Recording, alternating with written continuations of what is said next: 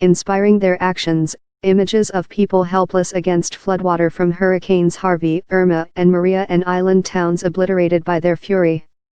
People buried in rubble after earthquakes rattled Mexico. Footage of North Korea's missiles blazing into the sky. It's been a very busy 6 or 7 weeks here. Sales tripled practically overnight, said Keith Benzemer, Vice President for Marketing for Idaho-based My Patriot Supply, an online store catering to prepper needs.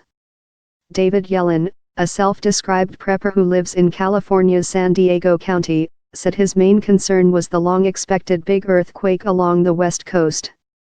If disaster forces the couple to flee, each has a bug-out bag stuffed with 3 days of food, water, first aid and water purification supplies, fire-starting materials, a tent and sleeping bag, change of clothes and important documents.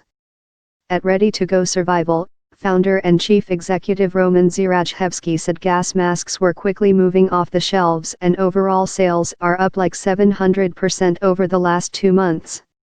Once people go hungry, they are going to get to the streets and look for food, said Zirajhevsky, 31, who grew up in New York City's borough of Brooklyn and now lives in Texas. Gas masks? I've got tons of those, said prepper Jerry McMullen, 62, a retired risk assessment analyst whose bunker-like home in Yellow Jacket, Colorado, was built to withstand nuclear attack, biological warfare and a range of natural cataclysms.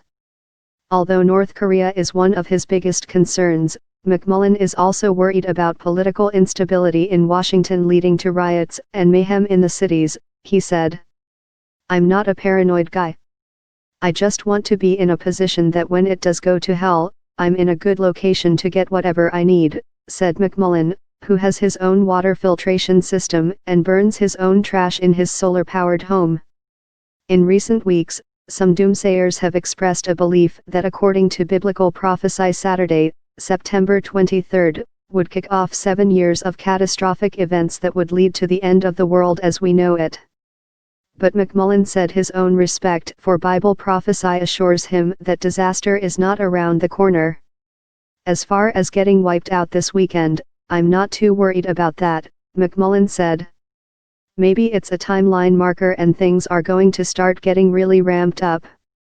We are not about to go through mass destruction and fatality. I think people are a little more stable, except for Kim, he said, referring to North Korea's President Kim Jong-un. I'm more of what I consider a common-sense prepper, Yellen said. Because at the end of the day, we are responsible for our own safety.